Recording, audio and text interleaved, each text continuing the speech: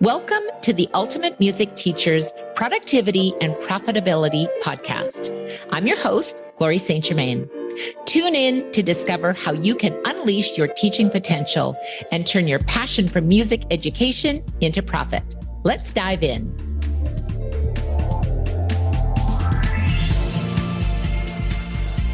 Welcome to today's podcast. I am your host, Glory St. Germain, and I'm so excited to be sharing this really special guest with you today. You know, oftentimes we think about how can we really navigate the world of being a musician and building our music career. Well, today's special guest, although she's back in the US right now, but she's been doing some traveling.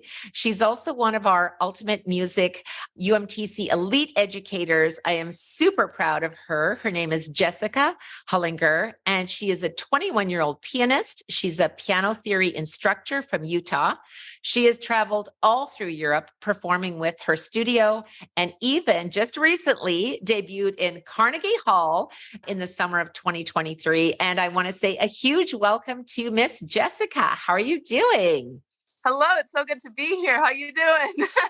You know what? I'm so excited. And first of all, congratulations, because that's a huge accomplishment and you're just getting started. Oh, definitely. It's been such a ride. I love it so much. It's so cool. And here you are on the podcast with Miss Glory. So yay. Happy. Before we dive into your great adventures of traveling the globe, let's maybe take a little step back and think about, well, how old were you when you actually started in your own piano lessons? So I started piano when I was 4 years old, but really started getting into it around 7.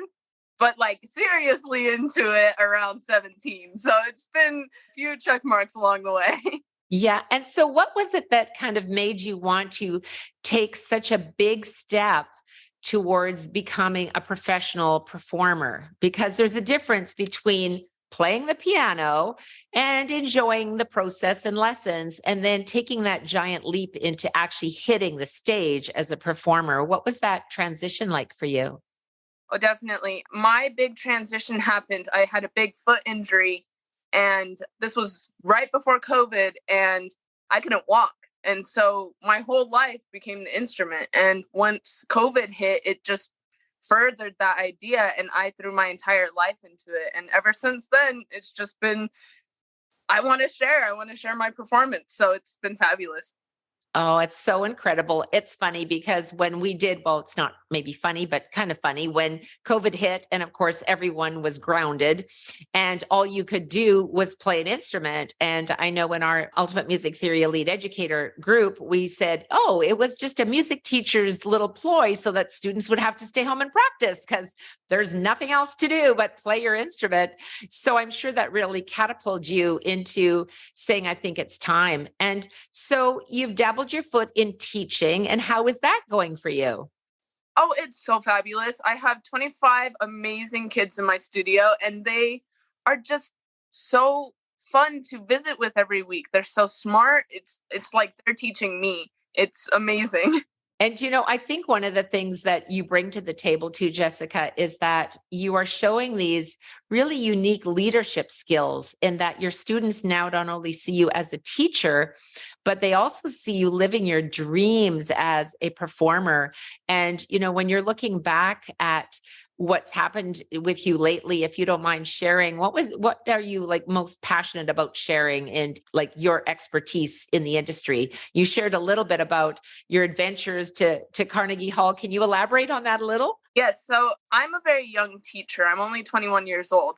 And so it's been very fun to visit with the kids as a young pianist because they're young pianists. And so to be able to take my experience where I'm working only with older people, mostly.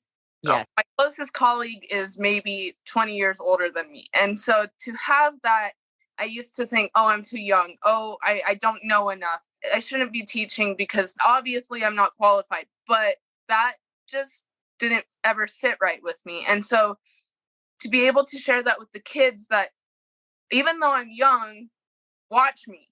Even though I'm young, I am qualified. I am beyond qualified. And it became such a real thing when I hit Carnegie, because nobody does that. Nobody plays in Carnegie after just a couple years of being serious in the piano.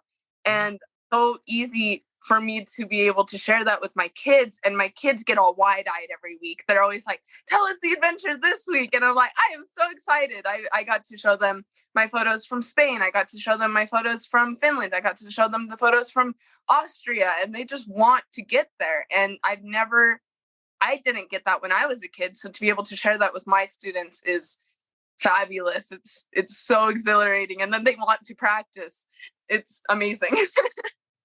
And, by providing these opportunities, I mean, how did it feel for you and of course, I'm, one of your biggest Facebook fans. And how did it feel for you when you walked up to Carnegie Hall and you saw your name on this big billboard? What did that feel like for you? Oh my goodness. I almost passed out right there. It was the coolest thing of my whole entire life. And it didn't feel like anybody was judging me. It just felt like the world was rooting me on in that moment. And I've never felt that way presenting myself on stage. The last time I performed was my senior year of high school 3 years ago.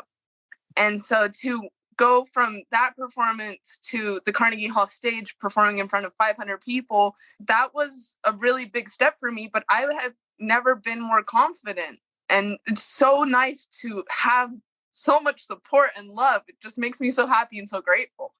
And when you have the mindset to that shift that I can do it, I think one of the most incredible gifts that you can now give to your students, and it's so important, we talk about relationships between students and teachers. And one of the things that you are sharing your incredible gift in your journey and how excited they are to hear their updated story about the adventures of Miss Jessica every week is that you are showing them that it is possible. And I'm sure you are now going to be having recitals with your students that you will create an atmosphere of Carnegie Hall. And you might even create a gigantic poster. Here's a little suggestion for you. Create a gigantic poster and put their pictures on it. And you can just put, live at wherever you're having your recitals as a surprise. I just think that would be, and for, all of our listeners out there, for music teachers, think about what can you do to make your students feel so special that you can take away from Jessica's story of, empowering her students to know this is what's possible when you have the mindset to say, I can do this. It's so amazing to have the mindset of I can do this.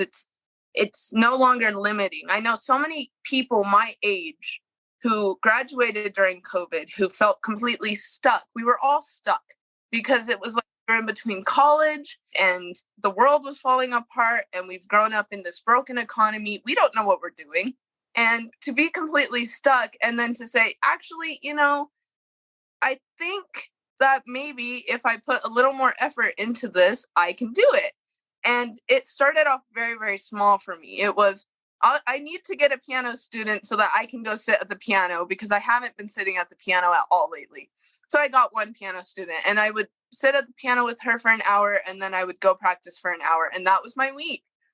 And that's where it started. And then a few more students started coming. And so I had to move my studio out of my home because I just had too many students. And I all of a sudden had this great motivation to practice. And then to have the opportunity of Carnegie Hall presented in front of me, all of a sudden it was like, wait, I see the steps. This has been in the works since the beginning. What's next? What's next? I'm excited now. What's next? And it all starts with that first step.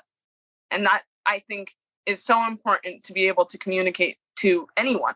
And you're leading such a great example because you're so right, Jessica. Sometimes stepping into fear is the most difficult thing of all. But if you just step one step forward, the universe takes a giant leap towards you as well. It's my philosophy anyway. And just by you saying, okay, well, here I am. I mean, you could have just sat at home and moped about, the world the way it is, or you could make a difference. And the other thing too is I'm sure not only did you feel proud of yourself, but I'm sure were aware of all the joy that you were bringing to the people in the audience. How did that feel when I'm sure you heard the applause? Oh, yes. Oh my goodness. I've never performed in front of 500 people. That was Carnegie Hall. And then in Spain, a little bit later that week, I performed in this fabulous cathedral, and there was more than 500 people in that one. And it was just amazing to be able to hear that. And it was so humbling. I feel like to be able to understand that people are there for you, people support you. They're not out to attack you. If people in your life are attacking you, they're not supposed to be in your life.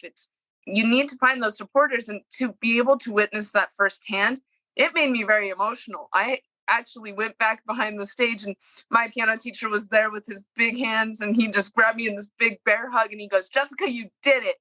And I was like, oh my goodness, I did. And I just broke down crying. And immediately after that, I got on Instagram. It was that fast. And I got on Instagram, and I immediately recorded a thank you video. Thank you. Thank you. I performed at Carnegie Hall, and I cried, and it was amazing. But because of that support, that I am able to make it to these places. And it's just fabulous. Yeah.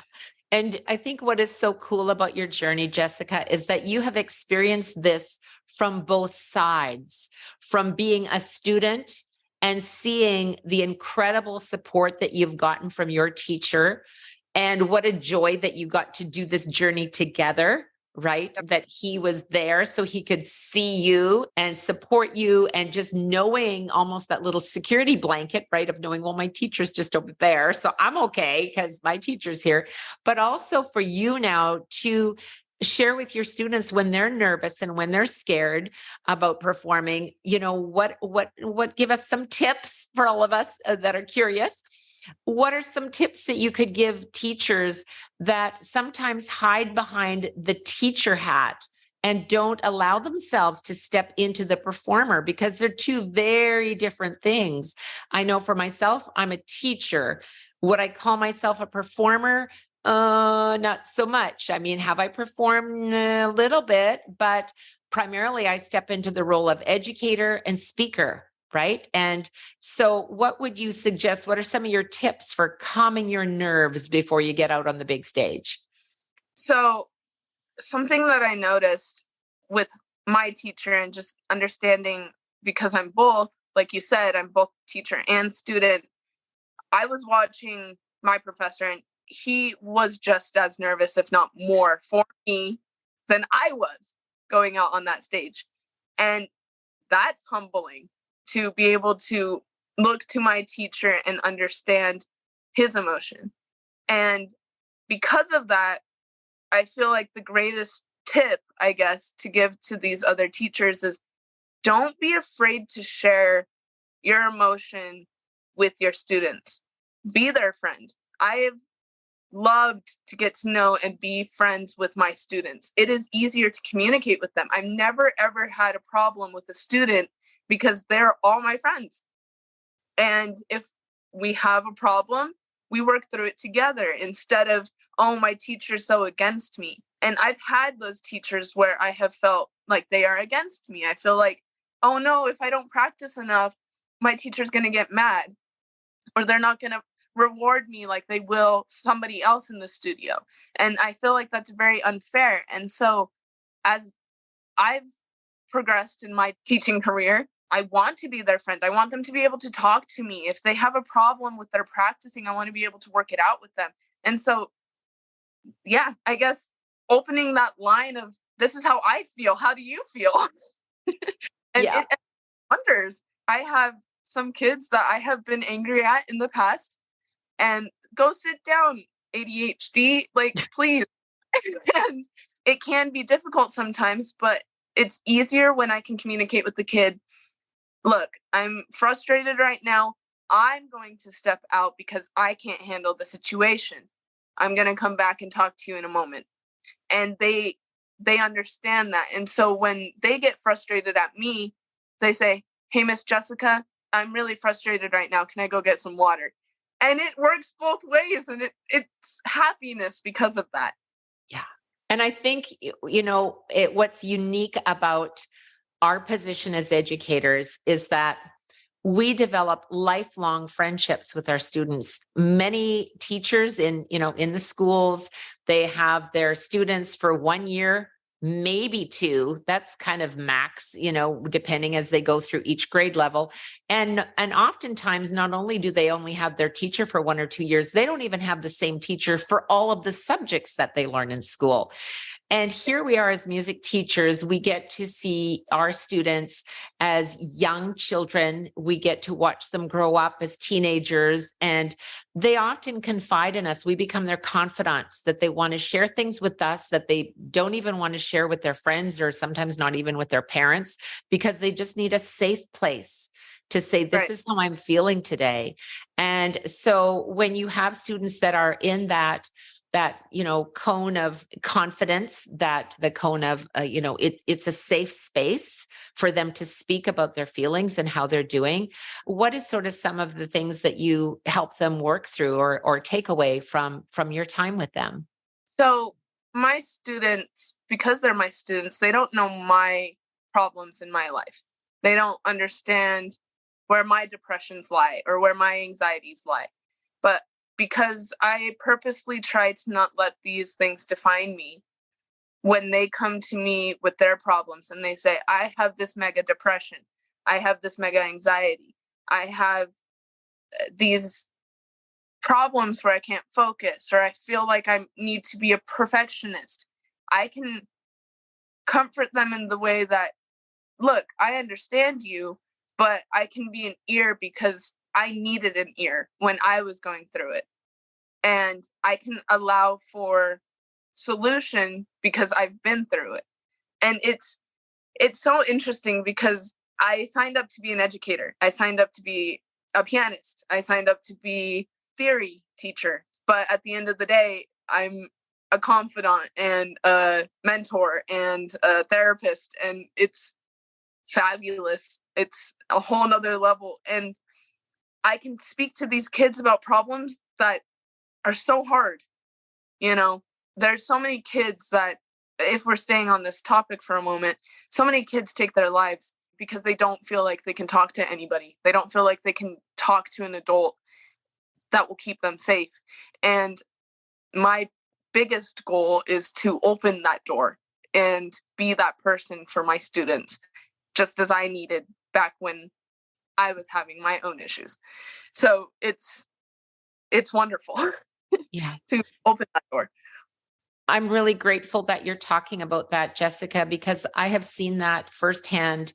I've been teaching for more years than I care to mention on this live podcast, but I have seen that firsthand as well. Many students who have come, and they've come with depression and anxiety, and maybe because they're being bullied at school, maybe because there's harassment even in their own home. Like, there is so many layers that they've had to hang on to. I know one of my students always used to walk home, even though there was a ride available, but if he could walk home, then he would have less time there for reasons of his own protection. So he just didn't want to go home. And I realized that even in a blinding snowstorm, so we are there to give that hand, to be that voice.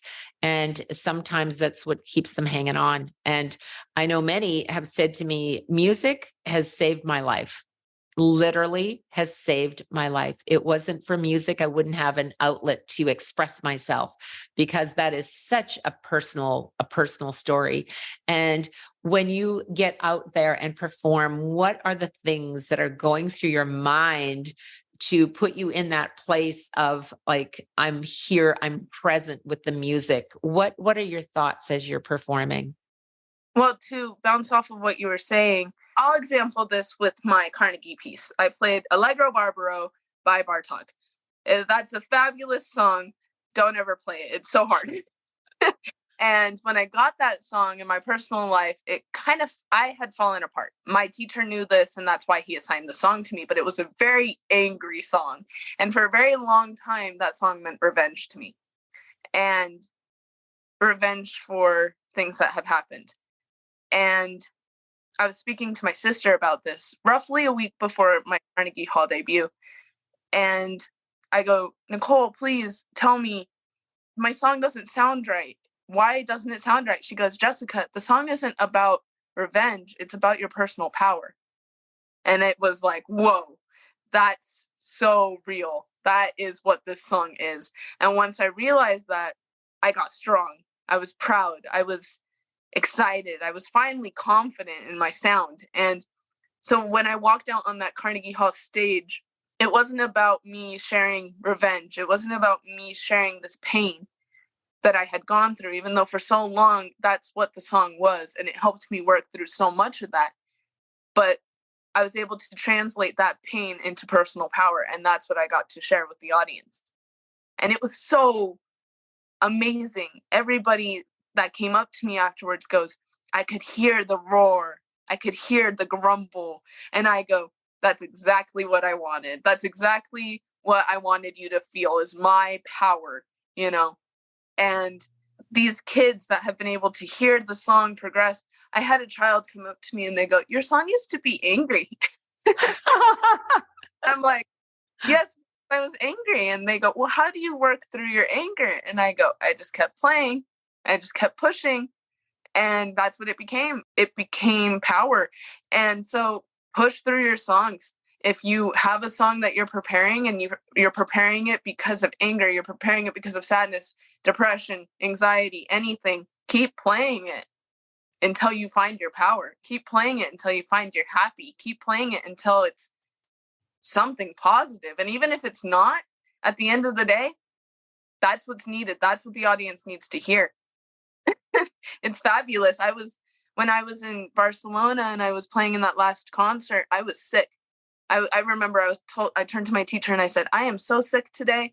I really cannot perform. And he goes, Jessica, you're getting on that stage.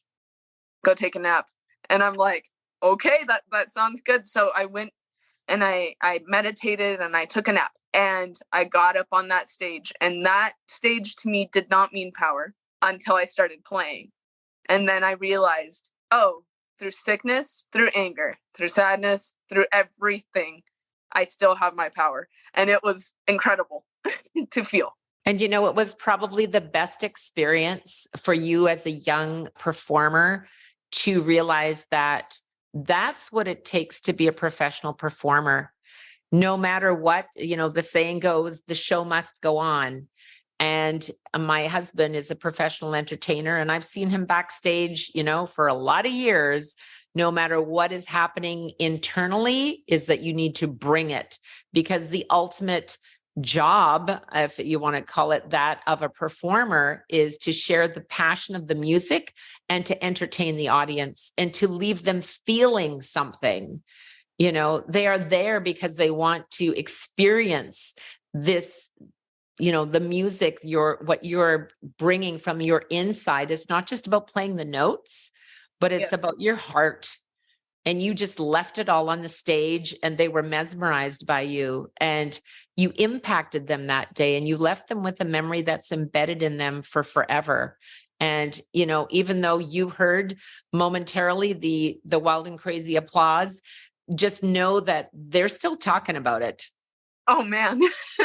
Right? They're still talking about it. They're still talking about you and the feeling that you left them with that day, and that you've worked so hard for that short time of performing. You think about the hours that have gone into that. What a blessing you are. Thank you for sharing your music with the world and the impact that you have on your students. And I want to ask you, we talked a little bit about your teacher, but who was the greatest influence that has really taken you to the level of success that you have right now? That is my teacher. I think that's why I keep bringing him up. It's Dr. David Glenn Hatch. He has completely transformed me. When I began my music career, I was not serious. I did not care for the piano. I mean, yes, I would listen to piano songs and I go, that would be fun, but it doesn't sound like I will ever learn that. And when I joined his studio, he goes, apples and oranges, Jessica. You're not your sister. You're not your family. You're Jessica. And I go, wow, you're right. I am Jessica. And when I fell apart this last year, because I did, he didn't look at that and go, oh, she's a lost cause. I'm just going to give up on her. He worked with me and he set goals and he set up that Carnegie performance for me so that I could push through instead of collapse. he gave me my Allegro Barbaro back in January. That means I had 5 months to prepare to perfection a piece that was beyond what I knew I could do. And I was terrified. So I still teaching my 5 hours a day, started practicing 5 to 7 hours a day. It was absolutely insanity. But I would go into each of these lessons and he would refocus me. He would set up the bite-sized goals that I needed, and he would help me manage my time while I'm still looking for a house, while I'm still trying to figure out what my next meal is going to be. He was helping me in my piano world just so that I could focus on something else, so that I didn't have to focus on where I was going to live. And it saved me. You know, we talk about how music saves people. Well, it does. It's a focus. It's a little dot on a page that you can worry about instead of the world. And it's incredible how much this man has helped me with that. And in the process has become one of my greatest friends ever. He's the coolest person I know. Oh, Jessica, you are sharing so many pearls of wisdom today, because as music teachers, I think what I love about the interview with you today, Jessica, is that you're sharing both sides of a really important story. And that's the productivity of how do you nurture a student who is maybe going through a rough time, and how do you nurture that student gracefully and still pull them gently out without letting them get away with anything. Him saying, go take a nap, get on stage. Like, what am I, like, come on. Right. So there's that. And there's also knowing that he has the power to help you. And that is a skill set that can be developed and nurtured when you are open to learning, when you are open to exploring and being coachable, being teachable. Definitely. It's not about, no one is just born and then they're amazing. That we all have to be taught, right? And it is whether we choose to approach things with an open mindset, whether we decide that, we're going to step into our power and take it and get on the stage. Don't believe me, just watch. Bruno Mars, that's my song. It's like, no, I'm doing this thing. And I think for you to take that journey and being open to receiving the wisdom of your teacher, and also for you now, you to saying, oh, wait a second, I can now implement this. I've learned that I can see my students and understand them at a deeper level because I've been there, done that. And sometimes that's why the universe delivers us these lessons, is so that we can help other people at a different level. Because if you haven't experienced it, it's kind of hard to go, oh, I get it, because you don't. Yeah, no, I agree completely. That is what I live by, is I need to understand. And I don't need to understand it all for me to be able to be a high quality teacher, but I need to be open to understanding. If they're talking to me, I need to always be listening. Yeah. And it's lovely. It's eye-opening is what it is. And the universe helps you with that so much. So much. Yeah. So you've had this amazing adventure from being this little 4-year-old that was probably climbing all over the piano bench to performing at Carnegie Hall. I mean, you're only 21. You're also, as I said, one of our UMTC elite educators. I'm so proud to have you in the program. Share a little bit about the community that you found inside the elite educator program. Oh, these people are the best people ever. I love Glory so much. I love Leanne. I love everybody. They're just awesome. It's so nice to be able to speak to people with the same mind. Yeah. I've learned so much from the 90-day program ideas to like just those setting the goals. I've learned so much. It's just so much fun to be here. And then it's what I want to be. I love the piano. I love the piano so much, but I would prefer to be teaching music theory every day of my life. That is so cool that I can teach music theory with people who love music theory, and to be able to have the people who reach out to me and talk to me regularly. Leanne, Nora, I'm forgetting names, but they support me so much, and I get to support them too. It's one thing to be so focused on yourself. You can totally fall into the cycle of selfishness in career. You can totally self-isolate and be alone all the time. But isn't it funner to celebrate with other people? Isn't it funner to share your goals and then have them share their goals and then celebrate together? It's just fabulous. It's so exciting to me.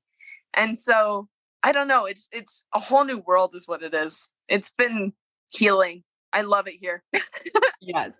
I'm so proud of you. And for the listeners that are, enjoying our conversation today, I'm going to leave in the show notes. I'll just leave a link where you can learn more about our UMTC Lead Educator program and connect with Jessica inside our coaching calls and learn more about, how you too can maybe get to Carnegie Hall if she's willing to share her super secret. Oh, yes.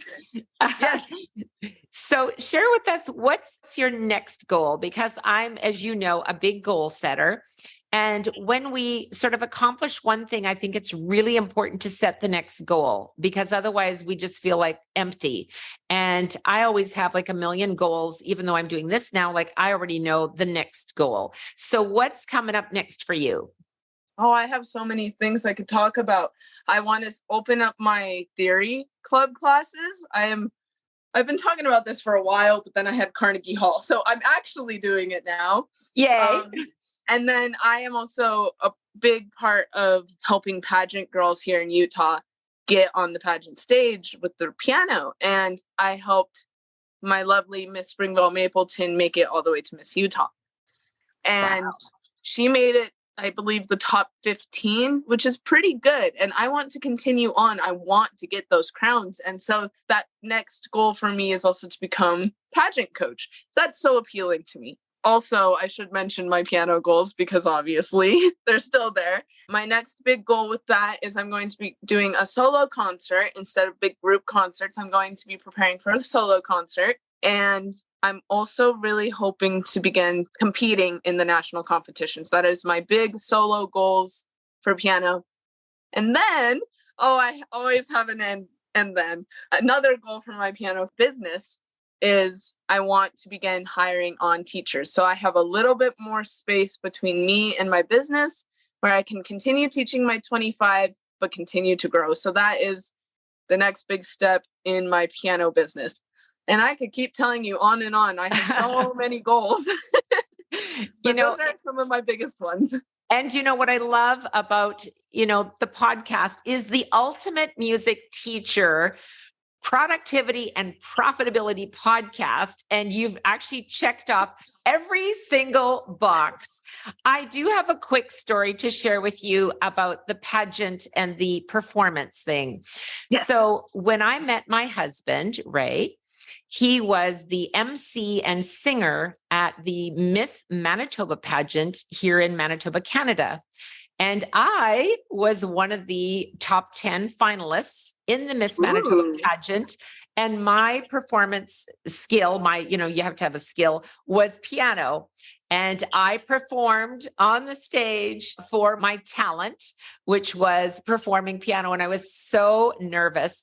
And I remember my mother saying the reason she insisted I enter the pageant was because she thought I was clumsy and she wanted me to take modeling lessons and play the piano on stage. So that was her two reasoning things. But little did she know I'd land up marrying the MC of the show. Oh, that's so fabulous. I love it.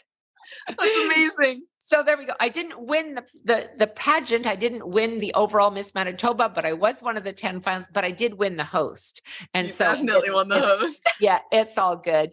Well, I just want to say a huge thank you to you. It's been so delightful to hear all of your stories, and I'm so proud of you. And I want to say congratulations because you're knocking it out of the park. And I love your infectious energy and your drive and your gratitude and your appreciation for all the great things and opportunities that are there for you, and that you're taking them, accepting them, and sharing your joy and letting other people celebrate with you, because that is fun.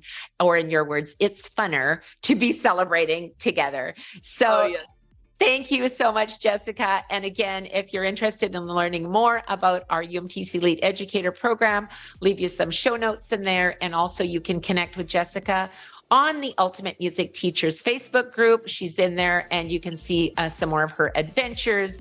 And do reach out to Jessica and give her some congratulations on her amazing accomplishments. So thank you so much, Jessica. And I look forward to seeing you in the next coaching call. So thank you so much. Yes, Bye fabulous. now. Thank you. Bye. Thanks for listening to the Ultimate Music Teachers Productivity and Profitability podcast. Together, we can transform lives through the power of music education.